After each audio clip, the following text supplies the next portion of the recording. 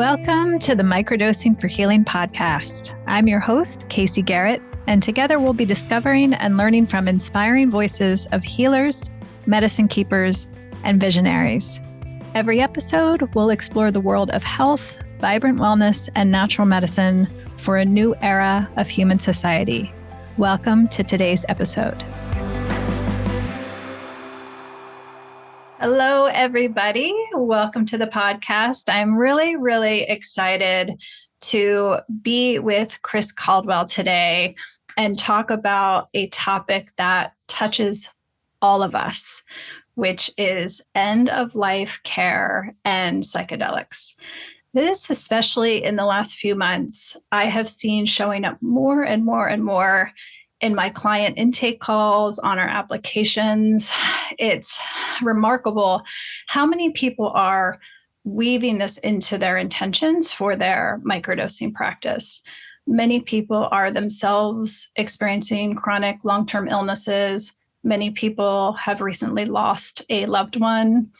And many people are reaching an age, right, where they're noticing people around them and kind of being more present with their mortality. So it's been remarkable to see the impact that earth medicine practice can have on our relationship with our mortality. And I'm so excited to talk with Chris today, introduce you to her beautiful work, because this is something that will impact every single one of us today and increasingly going forward. So welcome, Chris. I'm so happy to have you with us. Oh, I'm so happy to be here because, I can talk about this subject every day, all day long. And you just really hit on the three major reasons why it is important. And that is we have a fear of dying. We have, many of us, chronic pain toward the end of life, and we grieve. And psychedelics in general, psilocybin in particular, have been able to help in all three of those areas. Mm-hmm. Well, let me open by sharing your beautiful background and your organization. So Chris is the founder of End of Life Psychedelic Care, a nonprofit based on the principle that psychedelic care can play a pivotal role in easing anxiety and depression, as well as the emotional and spiritual challenges that often accompany a life-threatening illness. She is the former owner of a Sarasota-based 250 client home healthcare agency and currently serves on the Dying Well Initiative, a strategic initiative through the Global Wellness Institute, and is a graduate from the 12-month Psychedelic Today Vital Program. I love our friends at Psychedelic Today. Awesome. Love it. And she is coming to us currently from Florida alongside me. And Chris, one of the things that comes up oftentimes with people is it's hard to find anybody who will talk about our mortality. First of all, we're so disconnected from our deaths in the West, and we carry so much fear and denial. And this gets reflected in our schools and our institutions, as well as our lack of conversation and education about our mortality, right? So I'm so curious how you became interested and ultimately dedicated your life to this really profound subject. Yeah, great question. Thank you. And, sort of unwittingly, it began a long time ago. So let's say about 25, 30 years ago when I began a meditation practice. And it was kind of off and on, but, it primarily brought me to the sense of there is a consciousness beyond our physical bodies. So I really began to appreciate that. And then along the way, I sort of studied some quantum mechanics. Total lay person. I'm sure, I know enough to be really dangerous. But that also kind of reinforced the belief that there is a consciousness. And I also believe that quantum physicists, they probably will shudder at this, will ultimately find a consciousness field that is every bit as real as the gravitational field or the Higgs boson field. And that will explain a lot now, wouldn't it? So as you mentioned, I did own a home healthcare agency here in Sarasota. And that really gave me a feeling for people toward the end of life, caring about them, caring for them, seeing their joy, seeing their pain. And then when I started to study psychedelics, 3.5 years ago, I just, for some reason, gravitated toward the research primarily in cancer patients and primarily with psilocybin. And then I sort of expanded it beyond that. And I threw it to the universe, and I kept meeting people at the intersection of end of life and psychedelic care. So it's like, that's got to be it. And then I think, the last thing is in my own psychedelic experiences, I really came to believe that psychedelics are a portal into that consciousness. And that, you can get there through meditation, but psychedelics, as we know, kind of gets you there faster, maybe gets you there on a more deep level as well. So that's how I ended up here. Beautiful. Thank you. I've been beside family members who are passing and witnessed loved ones losing family members as well. And when you're up close with it that way, death can be such a remarkable and magical experience, but I find the hospital experience in the United States and many other countries so diametrically opposed to that magic and that wonder, right? In so many ways, it was, very cruel, I found, and lots of liability and denial kind of running the show constantly with decisions and full of numbing agents and medications, rendering the dying unconscious to their experience. And I'd love to know, how did we get here? How did we get to our current status of the way we hold death in this country? Well, we clearly know that the medical system is big business, right? And once our medical advances, our technologies have become so sophisticated, we can prolong a person's life for a very long time, way beyond any of us would really want to live, right? There is no quality of life, but yet we have that ability. And we also have the control of our lives taken away from us. And it's not just the medical model though, but yeah, in a hospital environment, they're going to do whatever it is they can do to keep you alive. And I also know stories where a person who fills out and signs a do not resuscitate, that gets thrown out the window when you're in the hospital because they want to try and save you, again, to minimize any risk of liability, right? But when we get the control taken away from us, then all sorts of things happen.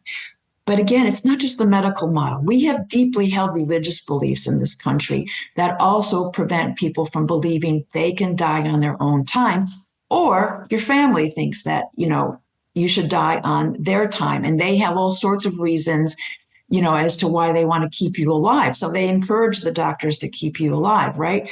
I mean, we do have models like the hospice model, which can go a long way to mitigating the things that you're talking about.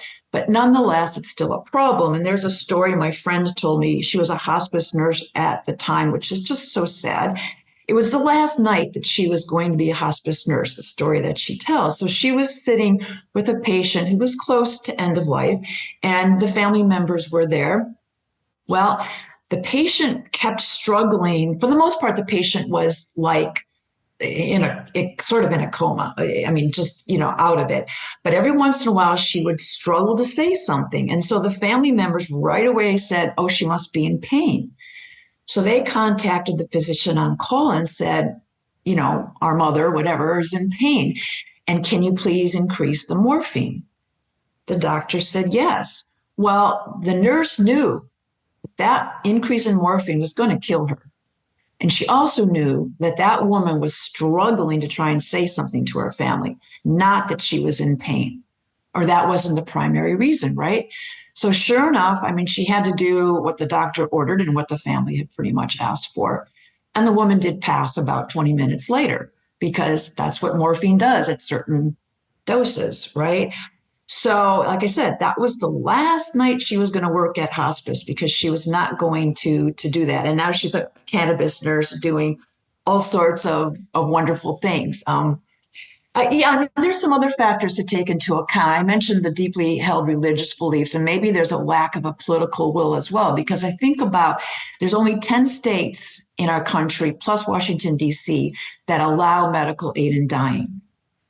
So, again, the control of our lives are taken out of our hands.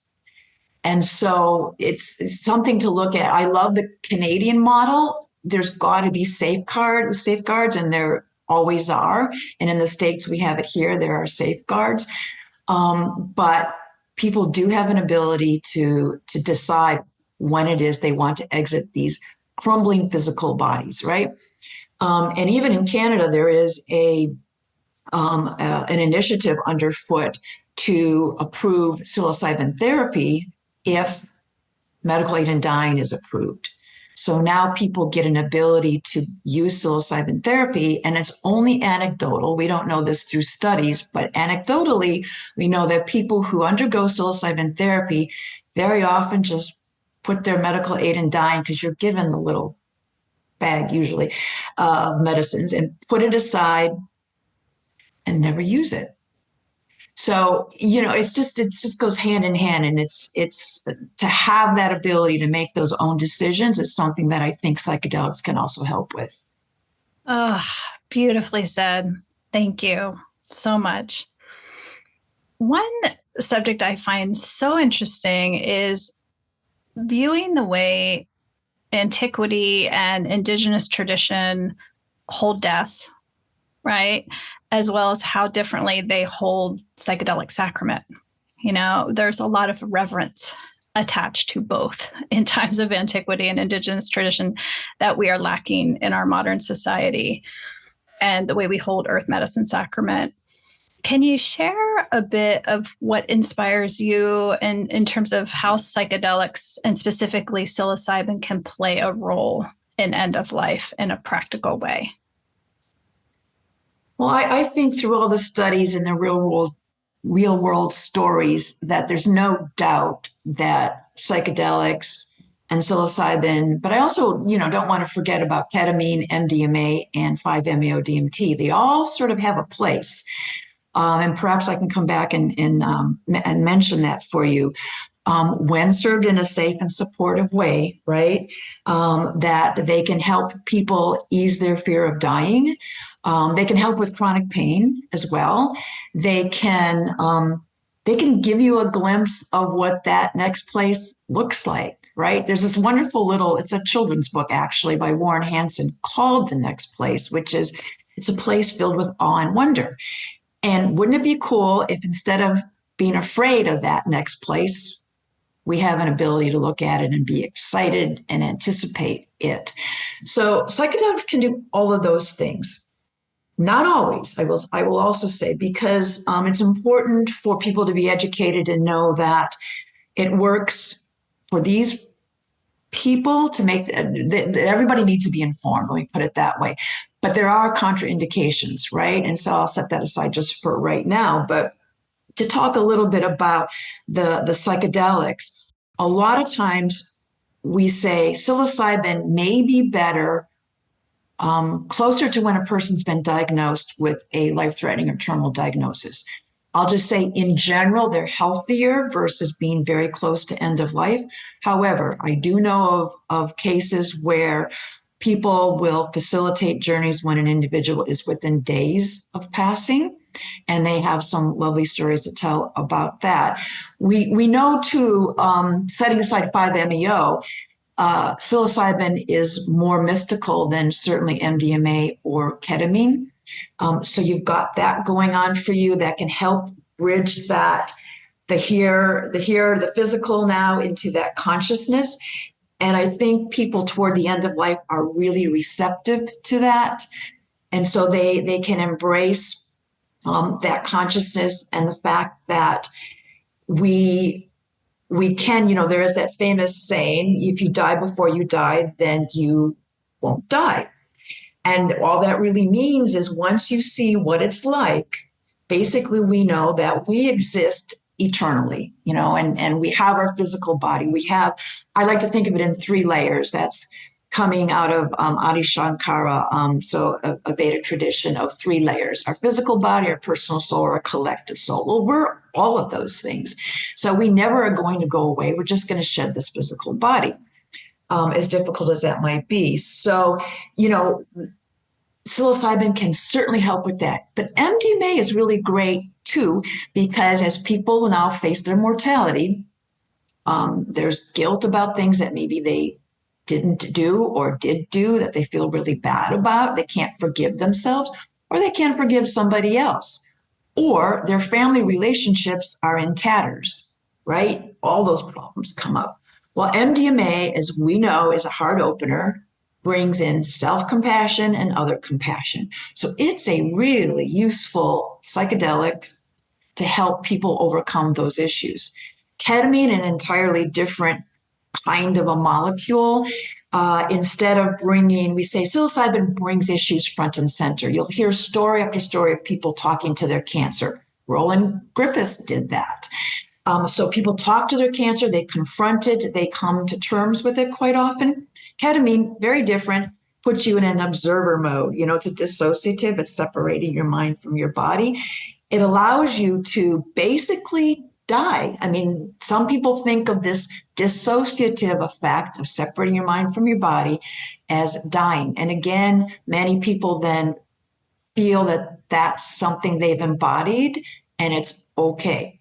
Ketamine also just phenomenal for severe chronic pain and for anybody toward the end of life, anybody in palliative care. We know there is a distinct link between depression and chronic pain. If you can reduce depression, you can reduce chronic pain. If you can reduce chronic pain, you can reduce depression. So ketamine can be used for that as well. I do want to come back, though, and you talked about indigenous traditions, and there's so much we can learn from those traditions. But I do want to caution us. It's not that we take their traditions and bring them into our world. We have a totally different culture. We didn't grow up fearing death. We didn't grow up with healing and spiritual rituals using psilocybin, right, from very, very young ages, or even using psilocybin for whatever reason. So here we are in our weird worlds with all of our problems that other people don't have, which reminds me of a famous Dalai Lama quote where he was in a conference and he had a really famous person up with him on stage, and she started to talk about, this self-loathing that we have. And he stopped her and he said, "What is this self-loathing?" He had no idea what that was. They don't, in the Tibetan philosophies, they don't have self-loathing. We do, right? So we do need a whole lot of help. There's just no question about that. But we do have to meet the client or the patient where they are. So they may, in fact, just be looking for, I got to reduce this crushing anxiety, this fear of dying. I can't live. I can't manage anything. I can't be with my family in the way I want to be. Or they have this crushing guilt. And so if that's all that they want from a psilocybin journey, perfect. The beauty of it is that, fingers crossed, they get to do multiple journeys, that they can evolve their intention. So, they could start with this, that's a sort of more physical type of thing, right? Reducing anxiety. But then they can get to, wow, I want a glimpse of consciousness. Wow, I really want to know what it's like to be on the other side. And many times they do. And this, by the way, is where I don't want to forget this in terms of, so under the guidance of a trained facilitator, always, please, at this time of life, please, a trained facilitator, end of life doula, then, psilocybin may be great. Well, let's say MDMA may be great as a heart opener. Psilocybin at some point during this sort of continuum, and then maybe 5-MeO DMT really close to the end of life. As we know, it's a short journey, intense, but if you start really, really, really low and give that individual an ability to have a glimpse of this other world or shed their fear in a way that maybe some of the other psychedelics didn't, it's all good. I mean, it's all good. We do, obviously, as a culture, need to do a better job holding death as sacred. The good news is, there's been a movement. There's death cafes all over the world, for that matter. There's death over dinner. So there's lots of ways. There's grief rituals now in ways that we didn't have kind of recently. So it's, those sort of things are shifting that I think is really great. And we all are responsible, I think, for trying to make that happen. I want to give a shout out to one woman I had the good fortune of talking to. Her name is Kathy Brooke Edwards. She goes by Brooksy out of North Carolina, and she has built a community, and there are more of these, where the community comes together and helps an individual die. So they build their own rituals, right, around it. And there's a rise of home funerals. So some people are beginning to take this back and creating the rituals that we had sort of thrown out.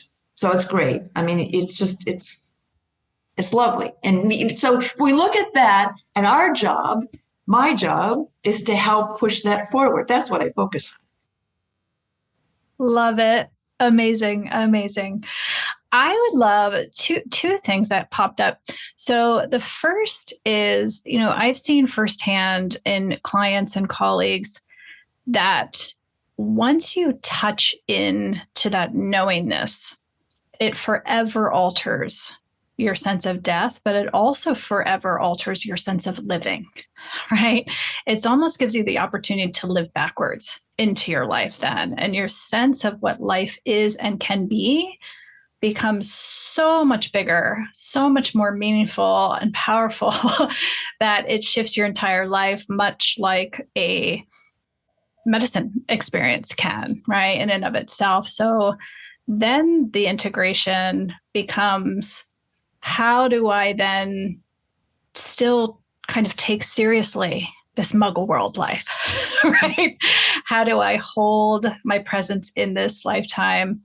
And then I've seen the other profound thing that can happen is oftentimes I hear from people, they worry about working with psilocybin because even though they see they have a lot of anxiety, they have a lot of fear, and they read the research and they hear the stories and they're drawn to it, they have some level of fear that psilocybin is going to alter their worldview, right?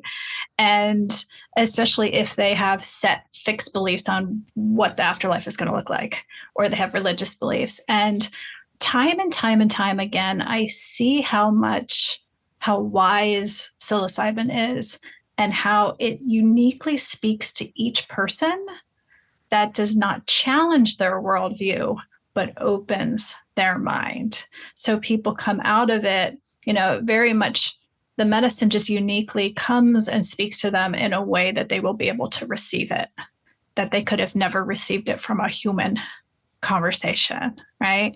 So I would just love, since you have worked with so many people in this process and trained guides moving through, death doula process, any real world stories of people who have utilized psilocybin or other psychedelics at end of life in these capacities? Yeah, let me share at least 3 stories. And what you're saying is so true about the fact that it has helped people live in the present moment. And we have definitely seen that, given them a sense of purpose and meaning now. We saw that with Roland Griffiths, by the way, because here's a man who had a lifelong meditative practice.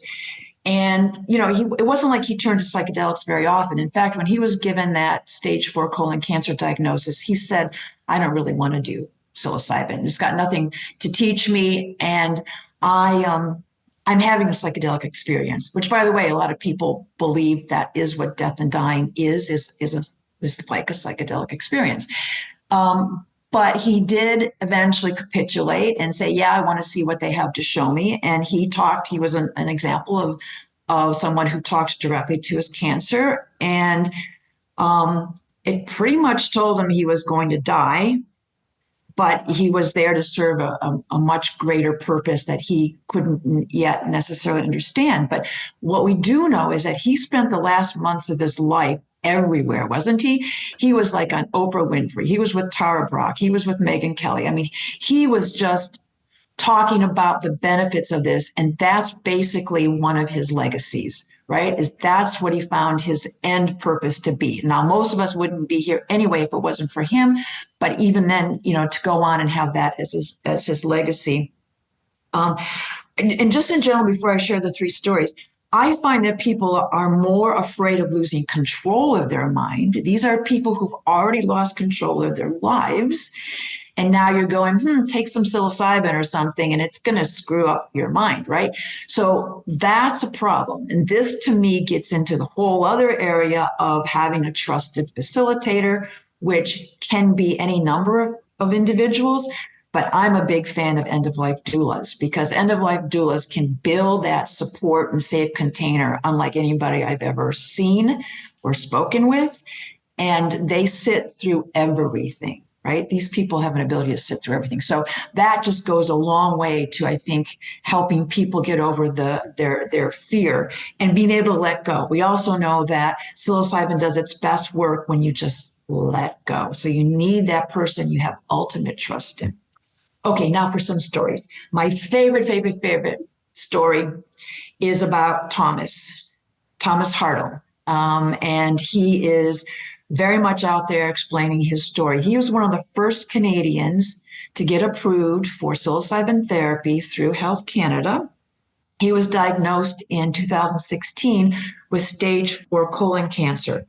This man now, 8 years later, is still alive. He's outlived his initial prognosis of 18 months. He has had the benefit of 7 psilocybin journeys, but this is by no means an easy journey for this man. He has had multiple surgeries, multiple tough surgeries, 86 rounds of chemotherapy. And to talk with him is just puts you in a transcendent plane. So he tells 2 stories that I absolutely love. He tells several, but 2 stories that I'll share here. One is about consciousness. So he has come to the belief that we are all consciousness. And by the way, he is an example of somebody who started out wanting to get rid of the crippling anxiety he had. Crippling anxiety, okay? And psilocybin did help him with that. So now, as he's continued to journey, like I said, he's had the benefit of 7 psilocybin journeys since 2020. Then he one time was talking to his cancer, and it was like, why are you here? I don't want you here. And the cancer's response was, do you think I want to be here? I really don't want to be here either. And he came to understand, Thomas came to understand that the cancer was almost me. It was consciousness as much as everything is consciousness. And it was there to serve a purpose. And he wouldn't be, he says it much more eloquently than I'm going to say this, but he wouldn't be the person that he is now if it wasn't for the cancer.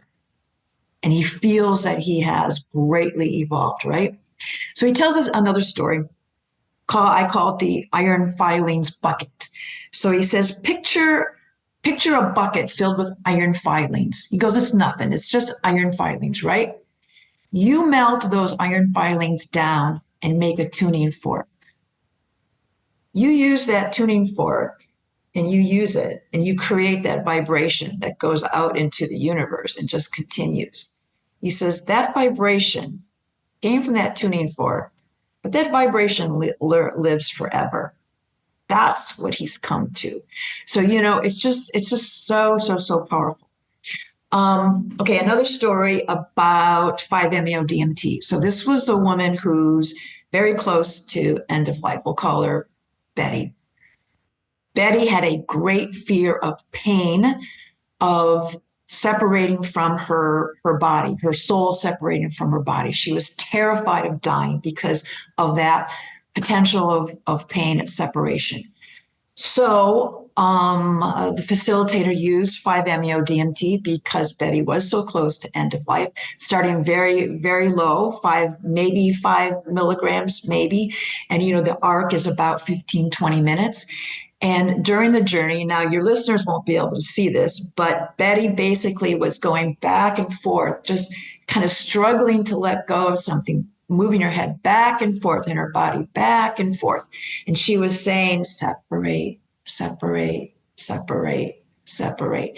So when she came back, the facilitator asked her, what was that all about? She said, it was separating from my body. And Mary said, Mary's the facilitator's name. Ooh, was that painful? And Betty said, no. So no, it's not painful. All right, last story is a ketamine story. And I have several of those, but I'll share this one because, again, it's a patient toward the end of life. And it was an ALS patient, advanced disease progression, and was not able to do anything for himself, basically.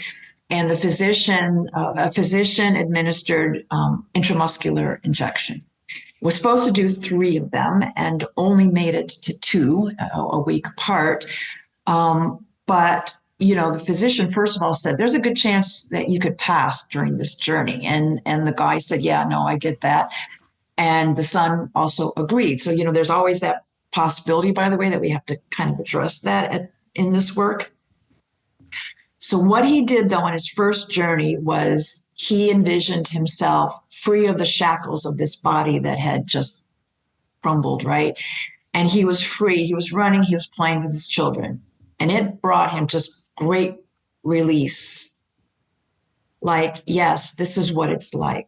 This is like what it's like to be not shackled to this body. And it brought him peace. Arguably for somebody else, it might not, but for this gentleman, it did. And then a week later, when the physician came back and administered, this was in the gentleman's home, administered a second session of ketamine. Then he was very quiet.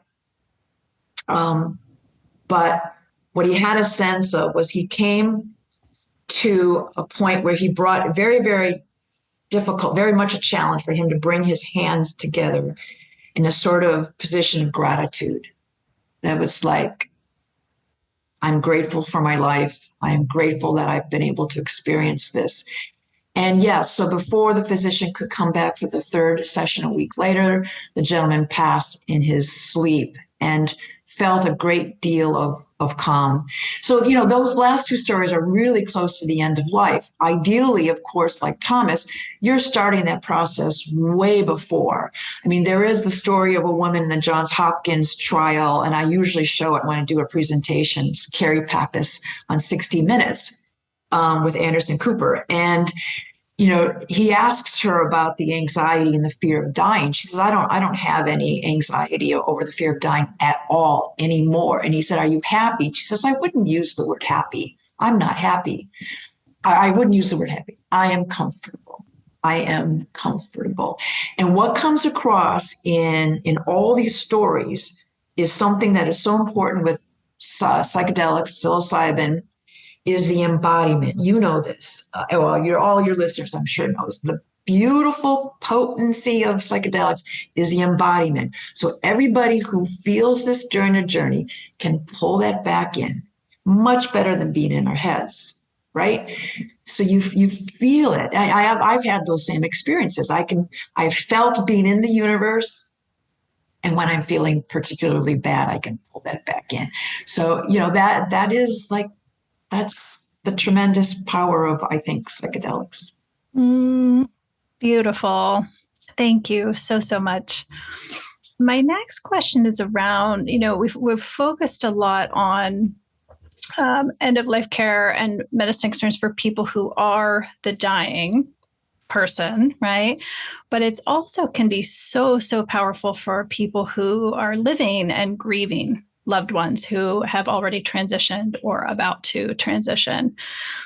I know personally for myself, I lost my father when I was 7, and there was nothing in my life that I read and learned, no talk therapy that was able to touch the depths of that loss until I began working with mushrooms. And it was through my mushroom practice that I was able to connect with him, speak with him, and most of all, it was through that felt sense. It was through the embodied sense of him showing me how he felt, and the medicine allowing me to have that connection. That was the most profoundly healing and complete embodiment of that healing that I could have conceived. So can you talk a little bit about how end of life awareness and bereavement healing impacts all of us across the generations before we get to that point where we're experiencing it for ourselves? Yeah, well, that was beautiful. Thank you for sharing. And I think, too, that one of the things we should remember is that you don't have to wait until an individual has passed to start to deal with that grief. Now, in your case, of course, at 7, it has traumatic on so many different levels. But, we could, if everybody's in agreement, look to having the family members or loved ones participate in a journey together. Certainly that is something that should be talked about. Or as I already mentioned, MDMA could be a real heart opener to repair relationships. In fact, I don't know if you're aware of Sunstone Therapies, a research facility in Rockville, Maryland, is doing an MDMA study on couples. So one of the dyad has cancer, the other individual can be a spouse, significant other, adult child, and they go through the exact same MAPS protocol. And the study is not published yet, but there was one article I read where the gentleman said lost his fear of dying, but it's just strengthened and deepened his relationship with his spouse. So, pretty powerful right there. And although it wasn't talked about, I got to believe that discussing his life after he's gone has been part of the discussions between he and his wife. And certainly Roland Griffiths addressed that with his wife. Well, in fact, I'm sorry, I forget her name, but they weren't married. And then they decided that this was really something important to them after he received his diagnosis.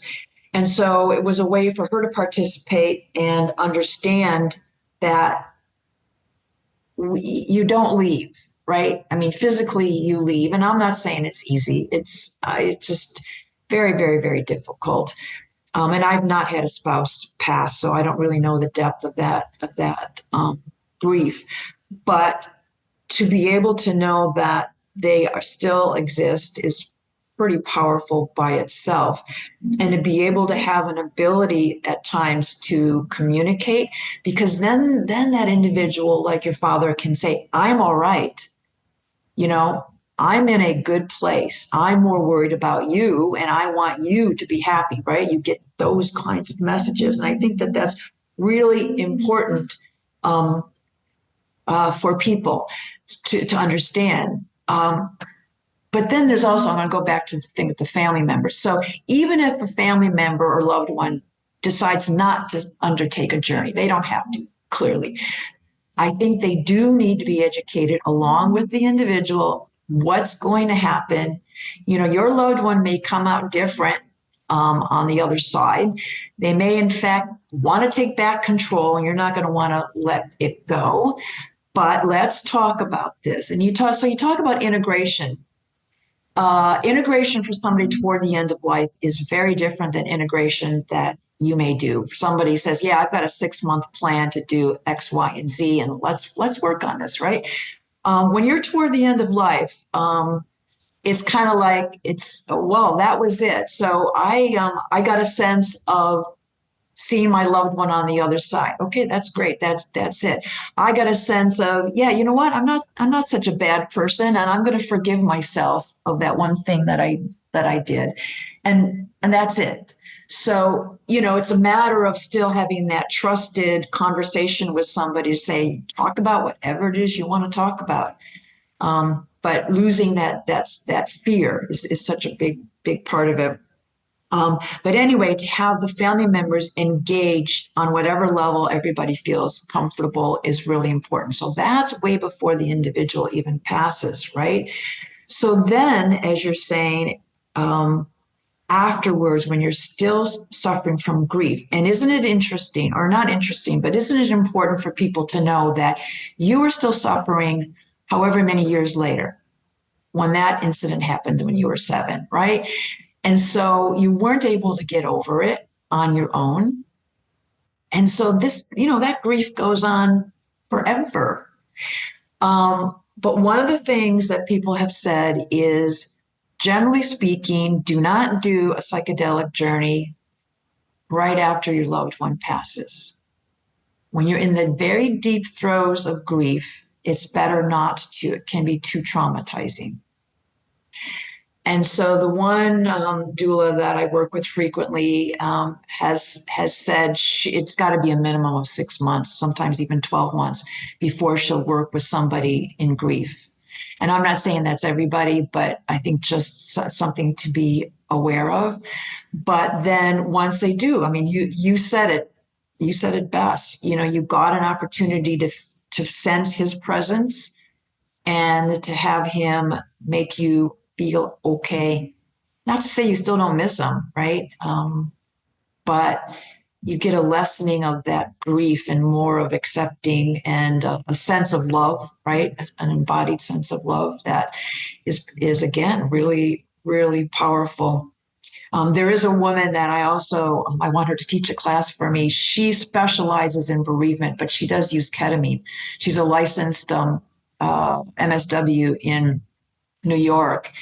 And I give a shout out to her, to Amber Keenan, because she has gone, as of today, she's gone at least 3 times to Israel to work with the victims. So, I mean, just amazing work that people are doing and to help those victims with their grief and their trauma.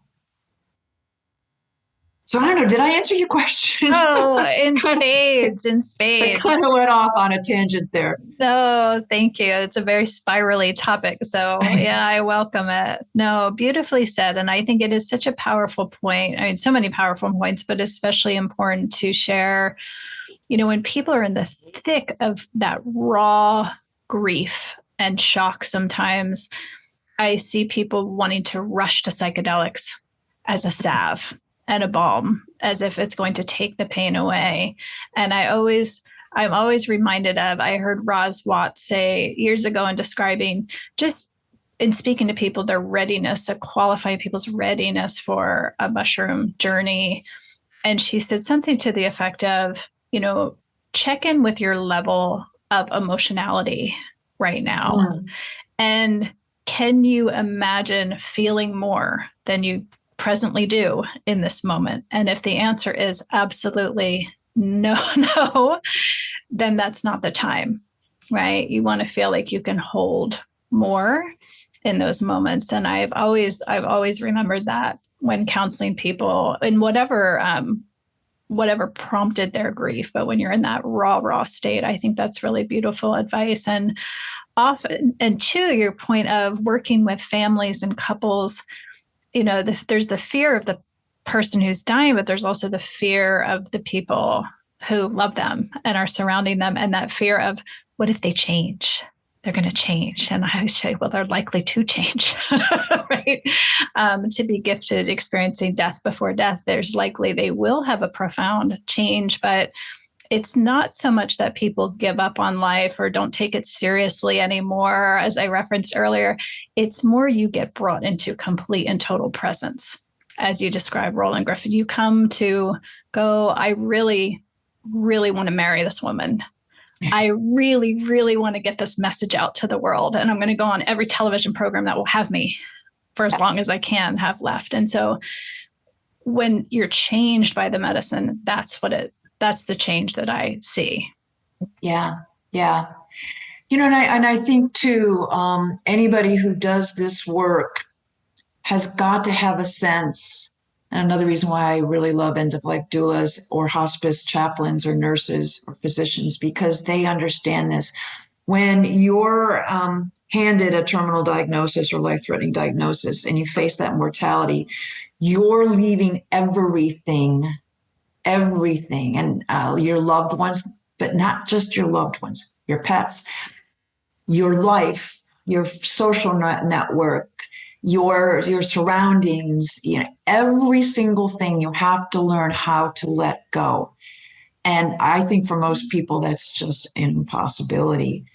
And so if psychedelics can help you with that, but again, the family and the facilitator needs to understand that depth of angst, or I mean, it goes beyond fear. It's like, yeah, you're letting go of everything you've ever held near and dear in your life. Tough. Mm-hmm. Indeed. Oh, well, thank you for mentioning doulas. Yes, yes, yes. So doulas, and I've worked with a lot of nurses who work with hospice or are drawn to hospice work. I would love for you to share. I can see all of their faces now. So curious about the work you're doing at End of Life Psychedelic Care. So can you talk about the organization itself and the different offerings if people are drawn to get into the specific area of work? Yeah, well, end of life doulas would be one of the reasons why I launched the nonprofit. Not the only reason, but I felt really strongly that there needed to be education so that people faced with a life-threatening or terminal illness could make an informed decision. And then I also felt on the professional side, whether it was a mental health therapist or a physician, or a hospice nurse, nurse practitioner, end of life doula, chaplain, whatever, that they also understand both the benefits and the contraindications. Because, for example, in some cases, maybe holistic practices are what's called for. Maybe Reiki and breath work are the only things that are called for. But, people need to understand if they enter this work, you're entering this person's life, I think, in a way that you don't normally do. When we talk about a psychedelic facilitator who, not all, but a lot of times looks at a set number in preparation sessions, the journey, and a set number of integration sessions, I don't want people at end of life to think that's what it's like. It's like, no, I'm here for the long term with this person, right? And I'm here to be that trusted confidant so that person can let go and really trust the process. So anyway, so education is really, really, really important there. And then I think the second thing would be connecting people together. So connecting those professionals who are trained in both end of life and psychedelic care, or who wants to be, connecting them together. And I just launched my membership directory and members forum. Yes, I'm quite excited about that. And one of the biggest benefits is bringing everybody together in a monthly forum. And our first one was in March. And we had Dr. Michael Haughty, another shout out. He is a psychedelic medical consultant. All right, so here's a doctor, family medical doctor who will help with medical clearances. And by the way, for any of your listeners, if they want to reach out to me and I can help make the connections. Most of us know Dr. Ben Malcolm, right, as a spirit pharmacist. So always, look at somebody like working with him if you need a consult. And I signed up to be a member, so I can extend a sort of discount to my members as well. So I'm one of his subscribers. But to have these individuals come together and listen to experts and talk amongst themselves is really key.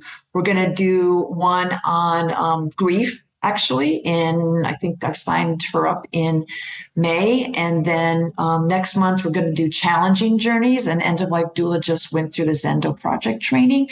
She's really become better informed as to how she's going to take that information into her companioning. So it's stuff like that. So bringing those people together and giving them a forum to learn from each other, find mentors, whatever. And then the third category is sort of like anything to do to help support end-of-life psychedelic care. So there is a small pilot I'm helping on where we paired an end-of-life doula with a palliative care physician. And this is for at-home ketamine therapy. So the physician is going into the home, the same physician that was working with the ALS patient, and administering intramuscular ketamine injections, up to 3 of them. But the doula is really helping to prepare and sit and then be there as long as that individual needs or wants them following the ketamine sessions. So doing something like that, and the hope then is to be able to find the funding to expand that as a pilot once we have the data from this first one. And yes, and I want to launch an online discussion group. So for anybody who does have a life-threatening or terminal illness, to come together, and if they're interested in learning about journeying on psychedelics or has journeyed on psychedelics, to be able to bring them together. When I talked about Thomas, he said unequivocally one of the best parts of what Roots to Thrive does, and Roots to Thrive is one of the group therapy models in Canada. Shout out to those folks and Pam Crisco. It was that group that bonded so tightly and supported each other, and not just supported each other, but they made the journey even better than it could have been, more elevated, if I could put it that way. And then their integration was so much more deep, if I could put it that way. So it's powerful, right? So I want to be able to do that. And whatever else, I'm like trying to put together a storytelling project. So I'm open for ideas, whatever it is I can do to like bring this to reality. Like I say, or I told you before we even started, that I'm thinking about moving to Washington, D.C. because I'm feeling called to do some more advocacy work. You know, we need to educate the policymakers. We need to find ways for reimbursement models. It's really unfortunate to me that even ketamine, which is legal, is rarely reimbursed through Medicare or private insurance. So, you know, that's a really important consideration to making these medicines more broadly available. Of course, there's also like federal legislation and state legislation, but there's federal legislation, specifically the Breakthrough Therapies Act, where if it's passed, then psilocybin or MDMA for that matter, can be given to individuals toward the end of life. So, yeah. So, and whatever else anybody has an idea to do. Brilliant. So brilliant. And for those of you listening and wanting to get involved, we'll include all of those links in the show notes. So to make it easy for folks to find you and learn more. So switching gears, you know, there's so much momentum, obviously, excitement and promise and speed with which everything is happening. And a lot of that is very justified. I know we don't have a lot of time to waste here at Earthville. That said, you know, there are concerns like any field that is coming into the mainstream. And so I'd love to ask all of my guests, because you all come with unique backgrounds and vantage points, you know, what are some of the things that are kind of that you see in the psychedelic space that is a bit concerning to you that we might do with a little bit more caution around? All right. Well, first, let me emphasize the positive. It's really exciting to see the research. The research is exploding. I counted no less than 9 or 10 psilocybin research studies, either in the planning phases or underway now.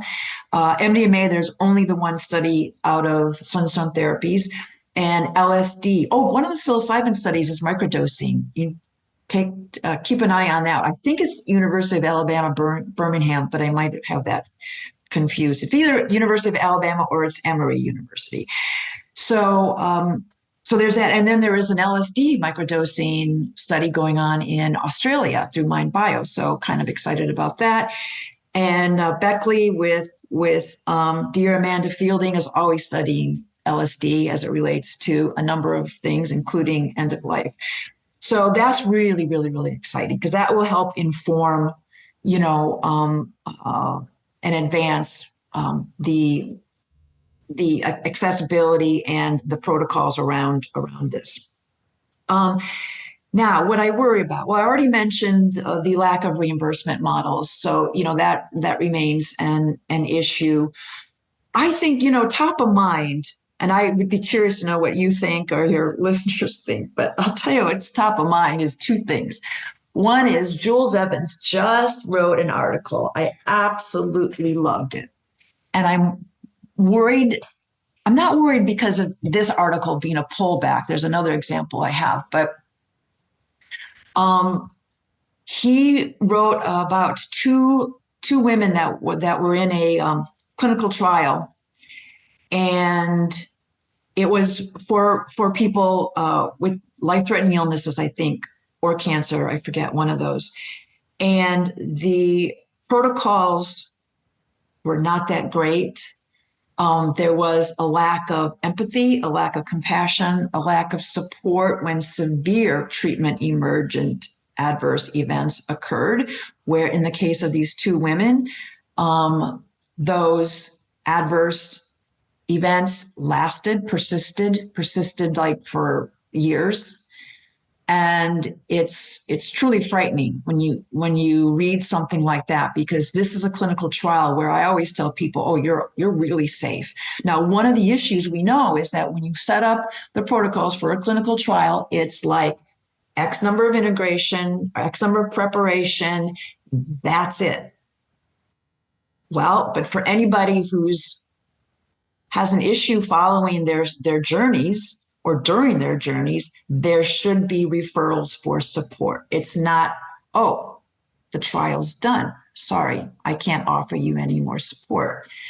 And I don't know if these two women would have been helped that differently, but you'd like to think that somebody would have tried. And yes, their suffering is pretty enormous. So perhaps I could give you that link that you could put in the show notes as well, because it's really powerful. And these kinds of stories need to get out there, and just fingers crossed that people learn from this and they don't make those types of mistakes in the clinical trials. And then on the flip side, okay, I'll just say the name Matt Johnson. Sorry, Matt, but I'm just going to say the name Matt Johnson. And, he wrote a complaint against Roland Griffiths. And that story was published fairly recently. And it was almost like, to me, my first reaction was, don't throw the baby out with the bathwater. And I'm worried that there will be a pullback because of, I'll call it a perception of Roland's sort of emphasis on meditation practices and spirituality, in the context of the clinical trials and their protocols. And I guess right off the bat, I think, well, anybody who applies for one of Roland or applied for one of Roland's studies probably was predisposed to spirituality, right? They're opening themselves up to psychedelics, and most of us choose psychedelics so we can open up consciousness. So I think they're predisposed. So to say that perhaps he somehow biased them, I don't buy it. I don't necessarily buy it. And then there are a lot more studies that say mystical experience is correlated with the therapeutic benefit, and there's other studies that talk about the mystical experience and the real world stories. I don't know of any real world story that hasn't some sort of spirituality attached to it. And I don't care if you're an atheist. I think people always get a sense that there's something more. They can define it any way they want, and so nobody should come along and say, oh yeah, that vision you had when you were on psilocybin is not real. It's like, hey, it's real. It's real to me. And so don't be telling me otherwise. So anyway, so I'm kind of worried about a backlash. Otherwise, I don't know. Otherwise, I'm pretty excited. I love it, Chris. Thank you. Yeah, I mean, those are such rich examples. And I love those specific examples because I think collectively right now, there's a lot of things that we just took for granted being held up for new inspection. We're kind of like picking things up that we have held as just de facto fact. And both examples you gave, the fact that because something is a clinical trial, and is held in academia, it's therefore going to keep people safe, is a false presumption, right?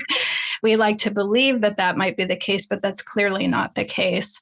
And the other point you raise is pokes at the belief that scientists are always unbiased.